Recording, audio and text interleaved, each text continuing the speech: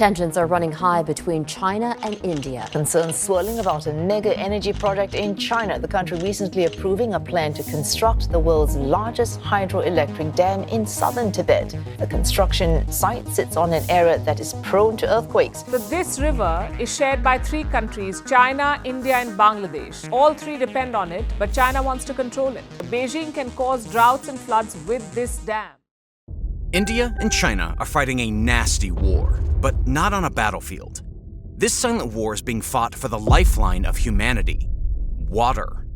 China has nasty plans to dry up one of India's biggest lifelines, the Brahmaputra River. China is building infrastructure that could seriously reduce the flow of one of the Brahmaputra. On the other hand, even India is pushing back with its own projects. But these moves are raising the risk of serious conflict. But how is water causing 2 of the biggest nuclear powers to fight? Once a wise man said that the future world wars will be fought over water. And this is what is happening in the world. It all began with China's water crisis because China is running out of water. China is home to 20% of the world's population, but has just 6% of global fresh water. Rivers like the Yellow River are shrinking. According to official Chinese data, over 400 out of 660 cities in China are already facing water shortages. And since the 1950s, half of China's rivers have vanished. What makes things worse is the massive water imbalance between the north and the south. About 80% of China's water is in the south, but the north, which is packed with people and factories, is dry. In the northern region of Beijing, Tianjin, Hebei, which is home to around 130 million people, water availability is shockingly low, less than 184 cubic meters per person. In fact, in the Hebei province, it's just under 100 cubic meters. To put that in perspective, anything below 500 is considered absolute scarcity. Across the country, nearly 60% of China's cities deal with water shortages during certain seasons. And over 100 cities face constant water scarcity. This means millions of people in northern China don't have reliable access to water, which directly affects farming, industries, and everyday life. On top of that, climate change is causing glaciers to shrink, and pollution has made things worse. Rapid industrial growth has polluted many of China's rivers, lakes, and underground water sources. By the 2000s, about 70% of rivers and lakes were polluted. In fact, over 70% of China's population live in water-stressed areas, mainly in the north and northeast. The government has admitted that 11 out of 31 provinces already fall below the World Bank's benchmark for water scarcity. That's 1,500 cubic meters per person. If the situation doesn't improve, water shortages could slow down China's economy by as much as 6 to 7% of its GDP by 2050, especially by hurting farms and industries. Now, you guys know YouTube is not a fan of videos that are controversial, and wars are controversial topics. So if you can help us in our effort to cover news by hitting that like and subscribe button down below, it will really help us out tremendously. To deal with water challenges, China is creating new tensions with India. And this is where the Brahmaputra River comes into the picture. Both countries share several major rivers that start in the Tibetan Plateau and flow into India and further into countries like Bangladesh and Pakistan. One of the most important among these is the Brahmaputra River, known as Yarlung Tsangpo in Tibet. It originates in southwestern Tibet, flows through the Himalayas into Arunachal Pradesh, moves across Assam, and finally enters Bangladesh. The Brahmaputra has become a major flashpoint in late 2020.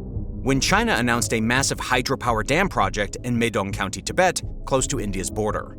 This dam, which is part of China's 14th five-year plan, is expected to be the world's largest, even bigger than the Three Gorges Dam. China says it will generate up to 60 gigawatts of clean energy and support the country's goal to become carbon neutral by 2060. But these reasons are just a mask, because behind it, China has a far more sinister motive behind the dam. And India sees this as a big concern. Some of the obvious reasons are environmental risks and how this dam could change the flow of water, affect sediment levels, and disturb the ecosystem downstream. But on the other side, there's a strategic angle. Controlling the river gives China leverage over India. Experts warn that China could reduce the river's flow during the dry seasons by storing water, or suddenly release it during sensitive times, causing floods. This could act as a water weapon. China's upstream control means it can unleash floods or cut off water to India anytime it chooses. And India didn't take this lightly. In January of 2025, India's External Affairs Ministry said that it had shared its concerns with China and promised to protect its interests. Since there's no water sharing treaty between these two countries, India worries it might not be informed about future Chinese projects. A clear example was during the 2017 Doklam standoff, when China suddenly stopped giving India hydrological data on the Brahmaputra. The same year, Assam suffered severe floods. Many in India saw this as a pressure tactic, proof that China is willing to politicize water during tensions. Everyone thought India had no answer. But behind the scenes, it was quietly building its defenses against China's water weapon. In 2021, India announced the Siang Upper Basin Multi-Purpose Project in Arunachal Pradesh, a huge dam plan aimed at countering China's moves. This project, expected to produce 11,000 megawatts of power, would store up to 9 billion cubic meters of water. Indian officials believe this dam can help regulate water flow, holding back water when China reduces supply and releasing it during dry periods. It would also act as a buffer in case China suddenly releases a large volume of water. Strategically, it sends a clear message. India won't let China control the river without resistance. But experts warn that building 2 megadams in the fragile, earthquake-prone Himalayan region could be dangerous for the millions living downstream. States like Arunachal Pradesh, Assam, and even Bangladesh could face major risks like dam-induced floods or failures. China, having control over the first 1,625 kilometers or 1,010 miles stretch of the Brahmaputra in Tibet, holds a geographical advantage. But there's an ongoing debate about how much water actually comes from the Chinese side. Indian estimates say that 60 to 70% of the Brahmaputra's water is generated within India itself, while only the rest comes from Tibet. India's Central Water Commission found that about 40% of the river's water originates in Tibet. On the other hand, China claims that only about 14% comes from its side, though this figure is questioned by many experts. What's clear is that while most of the monsoon flow comes from Indian and Bhutanese tributaries, the Tibetan stretch provides crucial water during the dry winter and spring seasons. It also brings heavy sediments from the mountains, which are vital for farming downstream. So even if China can't stop the river completely, what it does upstream matters a lot. China has been rapidly building dams on the upper stretches of the Brahmaputra River. While Beijing claims these projects are part of a domestic push for renewable energy, India sees them as a serious security concern. The first major project is the Zangmu Dam, completed in 2015. This concrete gravity dam stands 116 meters tall and has a relatively small active storage capacity at around 86.6 million cubic meters. Despite its size, it generates around 2.5 billion kilowatt hours of electricity each year using 6 turbine units. What makes Zangmu unique is its high-altitude location. At nearly 3,300 meters in the Himalayas, it's one of the highest hydropower stations in the world. More importantly, Zangmu marked the beginning of China's cascade dam strategy on the Brahmaputra. Indian experts have pointed out that it could be used to control seasonal water flows or be upgraded later for greater storage. The Jiacha Dam, completed in 2020, is China's second major dam on the Brahmaputra. Jiacha, along with the Zangmu, supplies power to Tibet's grid and helps reduce electricity shortages in places like Lhasa. The two dams are located relatively close to each other, making it possible to operate them together and potentially control the river flows more effectively. While Chinese media insists these projects are only for power and flood control, India remains wary about their dual-use potential. Then there's the Dagu and Sheshu dams, which were announced in 2013 along with Jiacha. If both are completed, they would form a chain of 4 major dams: Zangmu, Jiacha, Dagu, and Sheshu on the Tibetan segment of the Brahmaputra. Individually, these dams may seem moderate in scale, but together, they could give China significant control over river flow. Indian experts worry that China could use this network to hold back water during dry seasons, or release large volumes all at once, potentially causing floods. But the most alarming announcement came in 2024. A project so massive, no one could have imagined it. It was the proposed Medog Megadam near the Grand Bend of the Brahmaputra, just before it enters India. In December of 2024, China officially approved this project, which is expected to become the world's largest hydroelectric dam, bigger even than the famous Three Gorges Dam. The planned installed capacity is a massive 60,000 megawatts, or 60 gigawatts, nearly 3 times that of the Three Gorges. This site takes advantage of a 2,000-meter drop in elevation, allowing the dam to potentially generate up to 300 billion kilowatt hours of electricity annually. The project is located in Metog County, close to the Arunachal Pradesh border. Although China hasn't released detailed technical specs like dam height or reservoir size, officials have called it a national security project and a flagship of the 14th five-year plan. For India, this dam is a serious concern. It could give China the power to control how much water enters India through the Brahmaputra. Even the process of filling such a massive reservoir could temporarily reduce water flow downstream. India has already raised concerns and asked China to ensure that the interests of downstream countries are not harmed. China's upstream activities have already caused sudden floods in India. One such case happened in June of 2000, when a landslide in Tibet created a natural dam. When it burst, a huge wave of water flooded Arunachal Pradesh, killing at least 30 people and destroying villages. India received no advanced warning. A similar incident happened in 2018. Although these were natural disasters, the lack of timely information from China made the damage worse. Indian officials fear that if China ever decides to release water suddenly, especially during a conflict, the impact could be disastrous. Apart from hydropower, China has also floated ideas to divert water from the Brahmaputra to its drier northern regions. Plans like the Great Western Route under the South to North Water Transfer Project have suggested moving water hundreds of kilometers to the Yellow River. Started in 2002, this project meant to move water from the wetter south to the drier north. They are testing techniques that could be used to build the 1,000-kilometer or 621-mile-long tunnels to take water from Tibet to Xinjiang. But it's not just the Brahmaputra that's worrying India. The Indus Basin also starts in Tibet, and China holds control over some headwaters of the Sutlej and Indus. In 2004, a landslide blocked the Bharachu River and formed a lake by stopping the water from flowing in Tibet, and threatened flash floods in Himachal Pradesh. Though it was handled, it showed again how much India relies on China's cooperation. India also keeps a close eye on Chinese activity on rivers flowing into Nepal or directly into India, like the Karnali and the Subansiri. Each of these rivers could become a problem if China decides to use water as a tool in regional power politics. Another major concern is sediment flow. The Brahmaputra carries one of the highest amounts of sediment in the world. This silt is crucial for keeping the plains of Assam and Bangladesh fertile. When dams trap this sediment in the reservoirs, less reaches the farmlands. Scientists say this could lead to poorer soil quality, lower crop yields, and even changes in how the river behaves, like deeper channels that could worsen erosion. Clear water released from the dams has more energy to erode riverbanks. Over time, this could damage ecosystems and reduce fish populations. The Brahmaputra is home to many fish species, and damming the river can block their breeding paths. This not only hurts biodiversity, but also affects the millions who rely on fishing for food and income. The river supports about 6 million hectares of farmland in northeast India, growing rice, tea, jute, and pulses.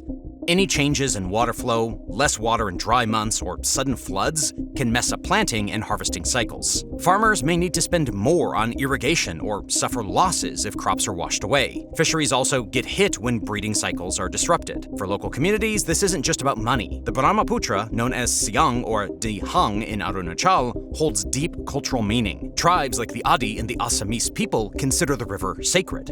From China's perspective, the biggest concern around water security usually comes from being downstream, meaning it worries more about how other countries upstream could affect its water supply. But when it comes to the Brahmaputra River, the situation flips. Here, China is actually upstream, yet it still worries about India's control. One major reason for this is territorial. China's claims on Arunachal Pradesh isn't just about history or culture. It's also deeply connected to securing control over the middle stretch of the Brahmaputra. Arunachal Pradesh, the northeastern Indian state that lies at the heart of the Indian-China border dispute, plays a key role in this. China calls it South Tibet and claims it as its own, even though it's been under Indian administration for decades. While China often cites historical and cultural links like the Tibetan heritage and the Tawang Monastery to justify its claims, there's a much bigger strategic reason: water. Arunachal Pradesh lies right where the Brahmaputra exits Tibet and flows into India. This region includes major tributaries and vital watershed areas in the eastern Himalayas. Controlling Arunachal means China could also control important water sources that are currently within India's borders.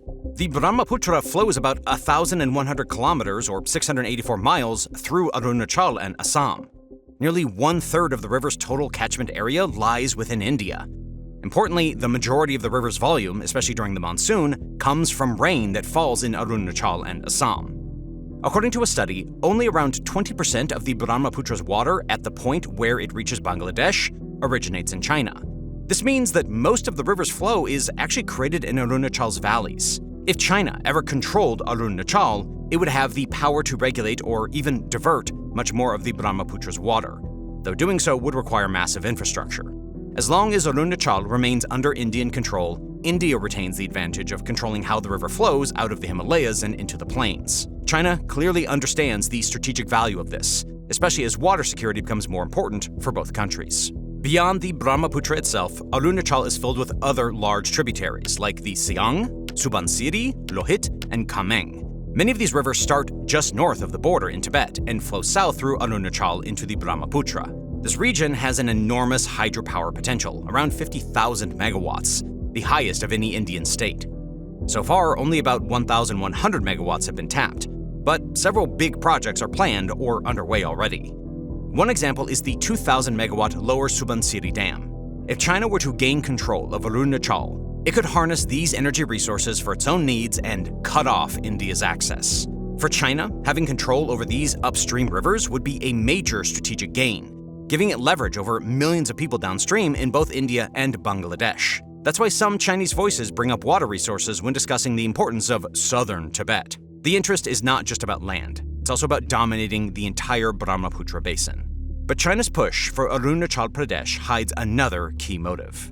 The state, which is roughly the size of Austria, acts as a natural mountain barrier between Tibet and India's densely populated Brahmaputra Valley. If China were to control this area, it would move the border further south into the plains, giving Chinese forces a major geographic advantage. Some Chinese strategists believe this would be a more secure and defendable border along the foothills, instead of currently high up in the mountainous terrains. The Tawang region is particularly very important to China. Culturally, it matters because of the Tawang Monastery, which is significant in Tibetan Buddhism. Geographically, it lies near Bhutan and close to India's narrow Siliguri corridor, the only land link between mainland India and the northeast. Although China officially talks about historical ties and ethnic links to justify its claim on Arunachal, many experts believe that water resources and strategic location are the real drivers. By pressing its claims on Arunachal, China puts constant pressure on India in the northeast, complicating Indian plans to develop dams or strengthen infrastructure in that region. After the Ladakh clashes in 2020, China even began renaming rivers and mountains in Arunachal in Mandarin, signaling its intention to claim these areas as a part of China. This move seemed to coincide with China's growing focus on projects in the Brahmaputra basin, as if to say these rivers historically belong to China, even if they currently lie across the border. Since 2017, China has also launched a major program to build what it calls Xiaokang, or moderately prosperous villages across its border with India. Between 2018 and 2022, China reportedly built 624 new villages in Tibet, many of them right along the eastern border facing Arunachal. While these are presented as civilian settlements, many include military or dual-use infrastructure. This is part of China's strategy to strengthen its hold on disputed areas without resorting to open conflict. For example, in the village of Yarao, located about 26 kilometers from the line of actual control, China added 65 new buildings and 2 helipads within a few months in 2022, on top of 30 existing structures. By late 2023, in areas like the Nagdo Bowl, just 3.5 kilometers or 2.17 miles from Arunachal's Tawang sector, dozens of new buildings have appeared where only one existed in 2017. Similar is the case with 2 other villages. YouTube just dropped a mind-boggling announcement. It is paying creators $64 million per day. Why? Well, because YouTube doesn't have enough creators. That is why you see videos on your homepage that have less than 1,000 views, like this one. Now, of course, that doesn't mean everyone should start a channel, but if you have ever wondered about starting a YouTube channel, or a faceless YouTube channel like this one, well, now's the perfect time. YouTube is paying creators millions every day, and it's pushing newer, smaller channels now more than ever. But I'm sure many of you have questions on how to get started and how to grow a channel. We get questions in our email all the time from some of you guys. So that's why we've decided to put all of our YouTube advice into one training bootcamp for the low, low price of completely free. So, if you're someone interested in starting your own YouTube channel, you can sign up for this bootcamp by clicking on the link in the description or on the screen. Sign up now because, unfortunately, unlike YouTube videos, the bootcamp is like a Zoom call, so it's limited to just 100 people. Okay, let's get back to the video. China has been building military infrastructure villages which are just a few miles away from the Indian border. These developments align with China's 2021 Land Borders Law, which encourages the construction of civilian infrastructure in border areas and the settlement of people who are expected to defend these areas as part of a mass defense force. This cunning strategy is known as military-civil fusion, to settle civilians in remote areas under the protection of its military. At first glance, this might seem like a simple move, but China knows exactly what it means. By creating such infrastructure, China creates a permanent Chinese presence in disputed areas, helping to enforce its claims simply by being there. Alongside this, China has become more aggressive with its border patrols near Arunachal. Indian officials report frequent transgressions by the PLA, which happen due to both countries having different views of where the actual border lies. In December of 2022, for instance, around 300 Chinese troops carrying nail-studded clubs clashed with Indian soldiers in the Yangtze area of Tawang. The fight, which took place at 15,000 feet, left dozens on both sides injured, making it the most serious Eastern Sector clash since the 1962 war. Such face-offs have been happening regularly. In 2016, 2021, and again in 2022, as China tests India's patrol limits. These actions are part of what's known as the salami slicing strategy, where small, repeated moves slowly change the situation on the ground in China's favor. It even seems that China has been preparing for a war. But why do I say this? Because a surface-to-air missile base has been built on a nearby ridge, allowing China to monitor and potentially control airspace deep into Indian territory. In June of 2021, China also launched the Lhasa-Ningxi high-speed rail line, bringing fast train access close to the Arunachal border. A terminal station on the opposite side of the Brahmaputra River connects directly to Ningxi Airport by road. Moreover, China finished building a new highway and tunnel system between Ningxi and Meidang, across the border from Arunachal in 2021, cutting travel time by 8 hours and reducing the distance from 215 to 112 miles. Meidang, once extremely remote, is now accessible year-round from PLA logistics hubs. Also, China's Western Theater Command has reorganized its forces for mountain warfare. In Tibet, it has deployed light brigades like the 52nd and 53rd equipped with air mobile units and mountain artillery. It also has stationed modern military hardware in Tibet, including Z-20 helicopters, PCL-181 artillery systems, and HQ-17 air defense systems. But what is India doing to counter China? India, aware of this, has been boosting its own military strength in the region.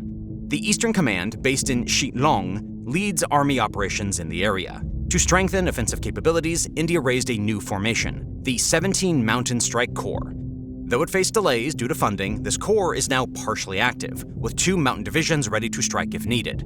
The Air Force also has forward-deployed assets. Apart from Tezpur, Su-30 MKIs equipped with BrahMos missiles now operate in the region. Since 2022, even Rafale fighter jets have started flying missions in the eastern sector from their base in Hasimara, West Bengal.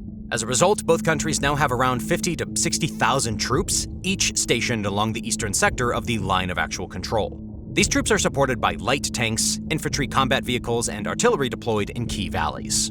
China has been increasing its activities and making stronger claims over Arunachal Pradesh, but India has been quick to respond with a smart and multi-layered strategy. To ensure the region remains safe and secure, India has taken several important steps. One major move has been strengthening its military presence in the eastern sector, which covers Arunachal. Over the past few years, India has deployed more troops, set up new military bases, and brought in advanced equipment to stay ready for any situation. Alongside military efforts, India is also focusing heavily on building infrastructure in the region. With the goal of matching China brick for brick, roads, bridges, tunnels, and airstrips are being developed rapidly to improve connectivity and boost movement along the border areas. This not only helps the military, but also supports local communities and brings economic growth to the region. On the diplomatic front, India continues to engage China through official talks, while also strengthening ties with other global partners to ensure broader support.